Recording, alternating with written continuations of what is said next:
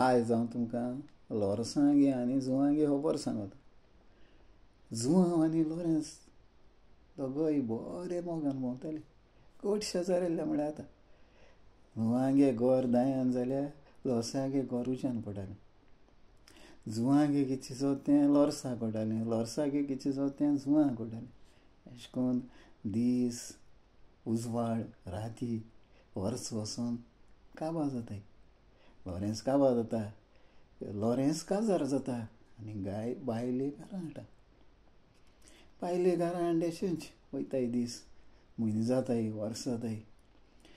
बायल जुवांगे कितें तें आपणागे व्हडपा रावन सगलें चोयता. आनी कोणू जुवांग येयलो जाल्यार मांदार करून नाका जालो तेंकां सांगता.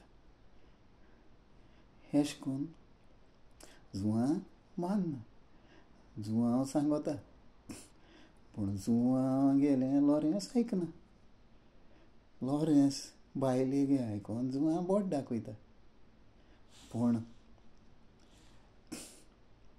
लॉरेन्स दिसा दिसपटी आख्या गांवां भोंवन हे माडा कडेन ते झाडा कडेन ते ओडा कडेन कितें पळोवं आहा तें याण आपणागे गोर भोंवता आनी जुवांव कितें कोत्ता तें चोयता. पूण आपूण कितें कोत्ता तें तेका दाखोयना. जुवांगे खबरो वचोन दुसऱ्यांक सांगता. अशें करून चलता वयता, म्हणटाय न्हू दीस काबार जाले म्हणटकीर रात येता म्हणून तशें करून दीस काबार जाताय. पूण लॉरेन्साक जुवांगेलें सगलें दिसती पडटा. पूण जुवांव बाळो एक लॉरेन्सागेर सांगना. लॉरेन्स कितें कोन्न हाडटा, कितें कोन्न चोवन हाडटा, कितें कोन्न गोर कोता, कितें कोन्न नाल्ल एकठांय कोन्न सगले गांवांत पळोवन नाल्ल कोन्न आजरांनी खबरें कितें. पूण लॉरेन्स तें दिसतीपणां लॉरेन्साक.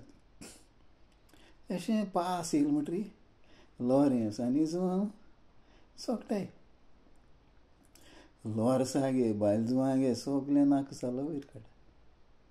आनी अशें करून लॉरेन्स आनी लॉरेन्सागे बायल जुवांव खबरो करीत रावताय. पूण जुवांव कितें कोता, केस्तांव घुता ना, तेंचे पासत मागोता. तेंकां देवा भेटयता, तेंकां बोट दी म्हणटा. कित्याक जेजून सांगिलां सो मनशां तुमकां आयकूं नाकाय. आपणा बोगली हाडय, आपणा बोगली घालय, आपूण तेंकां वाट दाखयता.